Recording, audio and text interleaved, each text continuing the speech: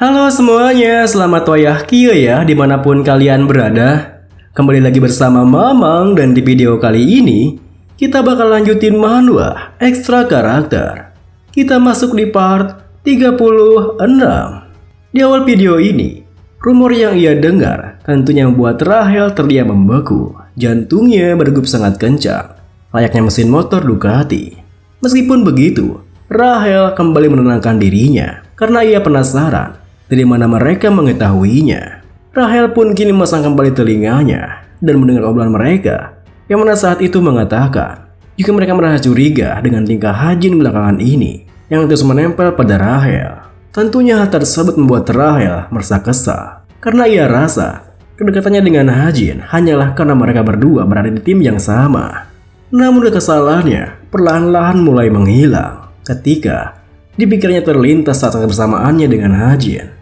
Keraguan pun mulai muncul di hatinya ketika ia mengingat perkataan Hajin yang mengatakan jika sebenarnya Hajin adalah penggemarnya. Di tengah pikiran yang terus semakin berkecamuk, Rahel yang melangkah mundur tiba-tiba saja dikejutkan ketika bahunya tertabrak seorang dari belakang, yang mana itu adalah Nayun yang datang bersama dengan Yeonha. Karena ia takut jika mereka berdua tahu bahwa dirinya sedang menguping, Rahel pun berpura-pura sampai tak sadar jika ia menginjak kaki Nayun, yang membuat Nayun langsung meneriakinya dan langsung masuk ke dalam ruang ganti. Sepersekian detik kemudian, Rahel tersadar jika mereka berdua masuk sekarang ke ruang ganti itu, mereka pasti akan bisa mendengar rumornya. Dan untuk mencegah hal itu, Rahel pun mau tak mau harus ikut masuk sekarang juga. Untungnya Rahel tepat waktu membuka pintunya dikala para kadet itu akan mulai menceritakan rumornya, sehingga Nayun dan Yeonha tak sempat mendengar rumor itu. Melihat Rahel di sana, seketika itu juga para kadet yang menggibahkan yang merasa takut, hingga akhirnya mereka pun segera pergi dari sana.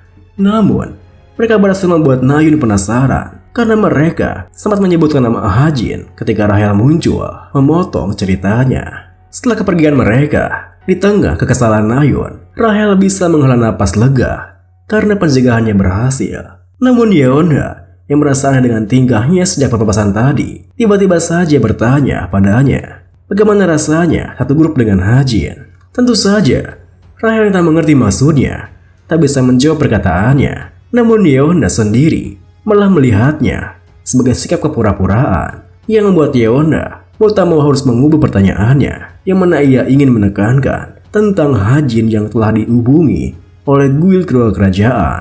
Ditambah lagi, guild keluarga kerajaan Inggris menggunakan kontrak yang begitu berharga hanya untuk seorang kadet yang berperingkat 334 saja, yang terasa sangat tidak masuk akal. Meski begitu, Yeonha bisa mengerti jika guild kerajaan melakukan itu karena perbuatan seseorang di belakangnya yang sudah melihat apa yang Hajin sembunyikan.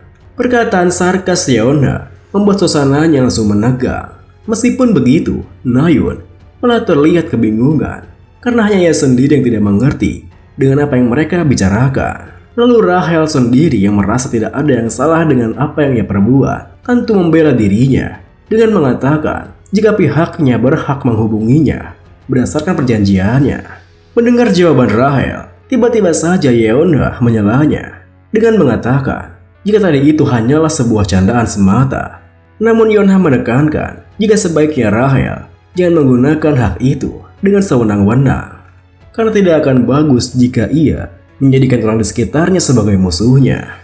Seketika itu juga Rahel tersadar jika Yeonha memberinya peringatan, atau bisa dibilang kalau Yeonha memberitahu Rahel bahwa dia duluan yang telah menginginkan Hajin dan ingin Rahel untuk tidak melewati batas. Rahel sendiri mengerti ia memang tidak perlu menahannya jika Hajin memang menolak pihaknya.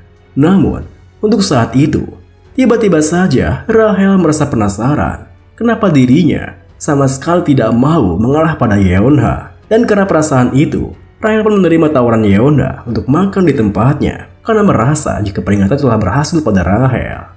Tentu saja jawaban Rahel yang menerima tawarannya yang hanya sekedar formalitas sontak membuat Yeonha terkejut. Hingga akhirnya Yeonha pun mau tak mau membawa Rahel ke tempatnya.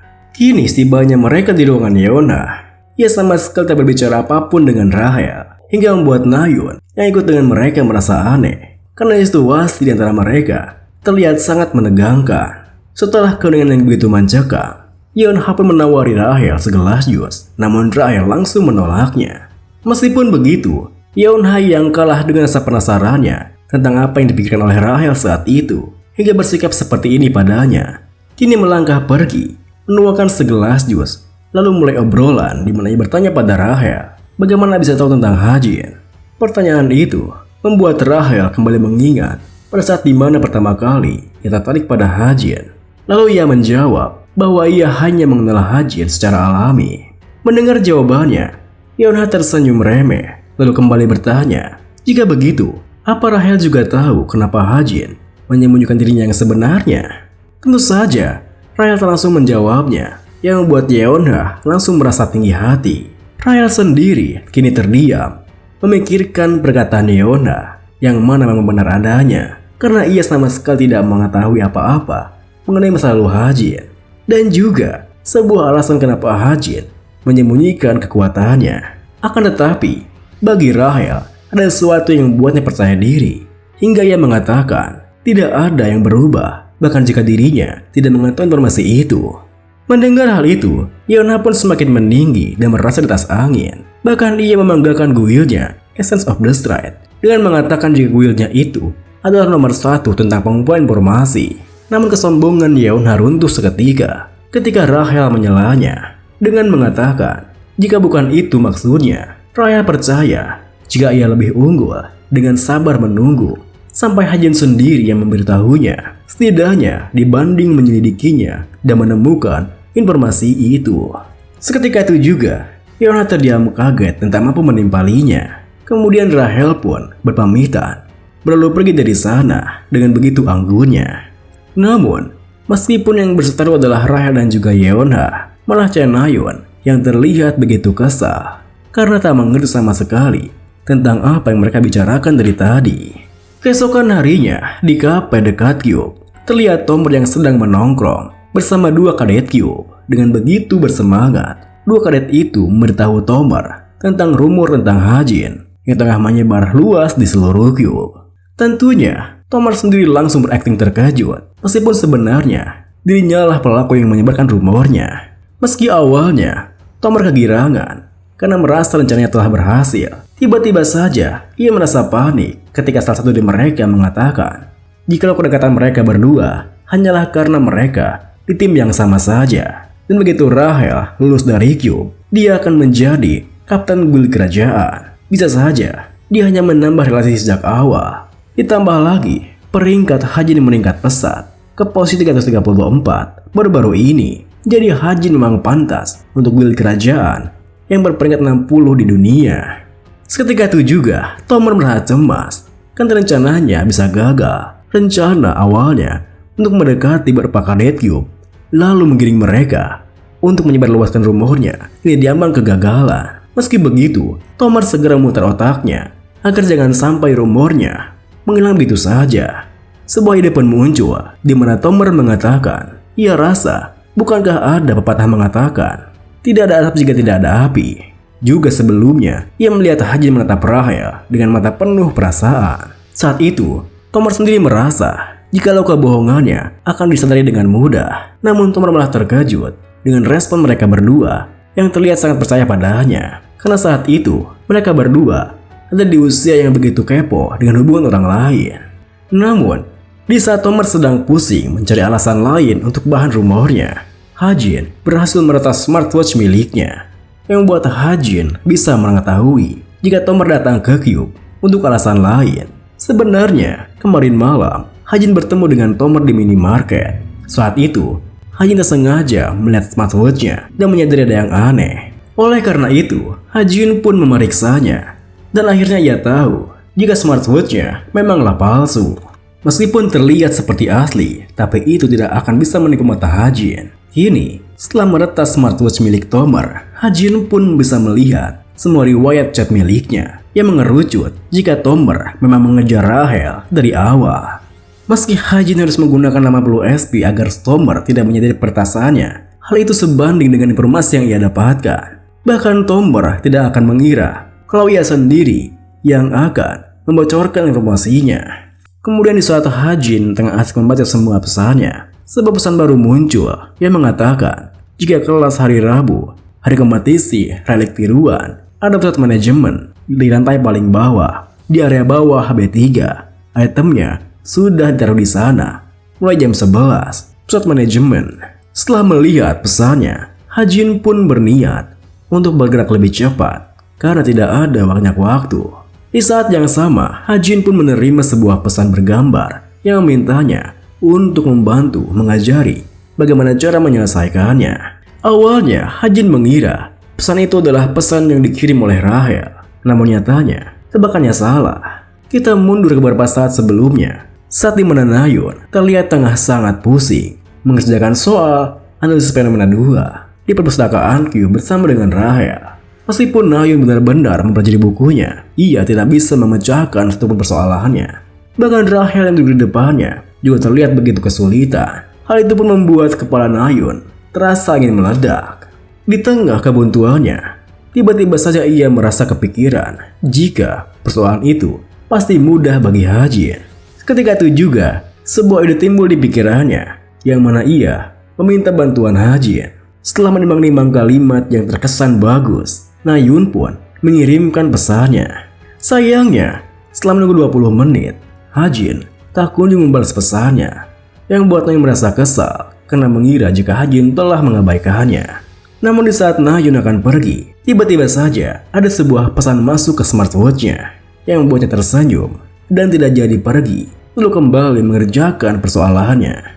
Di sisi lain, alasan Hajin telat membalas adalah karena ia kesulitan untuk menulis jawaban yang sekiranya akan Nayun mengerti, yang lumayan memakan waktu. Hajin sendiri merasa jika Nayun telah bekerja keras dalam semua hal yang ia lakukan. Nayun juga seperti itu dalam presentasi sebelumnya. Di masa depan, ia akan menjadi hero yang lebih baik dibandingkan kakaknya sendiri.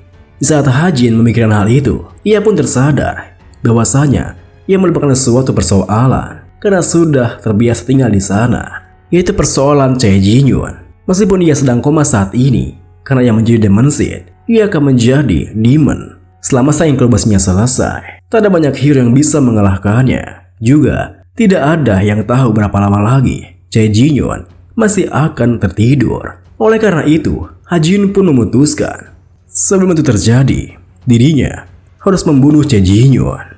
Namun, ada sebuah masalah, yaitu hanya ia yang tahu kenapa Chae Jinyun koma. Itu artinya Hajin tak bisa mendapatkan bantuan apapun. Sulit baginya untuk mendekatinya sendirian, kecuali kalau Hajin menyamar. Penyamaran yang terlintas di pikirannya membuat Hajin kembali teringat dengan kartu bisnis milik bosnya yang ia berikan di dungeon Gunung Garis sebelumnya ketika bosnya ingin merekrutnya. Kartu bisnis Geronimo Mercenary yang merupakan salah satu mercenary tingkat atas. Akan tetapi sebenarnya itu hanyalah samaran bagi grup Chameleon Troupe. Hajin sendiri tidak tahu kenapa mereka memilih untuk merekrutnya. Alih-alih merekrut Shin Jong-ha, tapi Hajin juga penasaran seberapa banyak ceritanya yang akan melenceng dengan itu. Jika Hajin mendapat bantuan dari mereka, maka mungkin saja baginya untuk membunuh Chae Jinyun tanpa ada satupun orang yang menyadarinya. Namun di saat Hajin terlarut dalam pikirannya, tiba-tiba saja dikejutkan oleh kehadiran Eva yang terbangun dari tidurnya karena terangnya cahaya di ruangan Hajin. Dengan begitu, Hajin pun menggendongnya dan kembali menidurkannya. Video ini pun diakhiri dengan di saat Hajin menggendong Eva, matanya sempat tertuju pada kartu bisnis milik bosnya, di mana Hajin berpikir bahwa ia harus pelan-pelan jika masa inkubasi bibitnya sekitar 5-6 tahun, maka ia masih punya sisa waktu selama 1 tahun, dan ia pun yakin ada cara untuk memecahkannya. Terima kasih buat teman-teman semua yang udah nonton. Mohon maaf jika ada salah-salah kata atau pengucapan Mamang yang kurang jelas. Sampai jumpa di video berikutnya.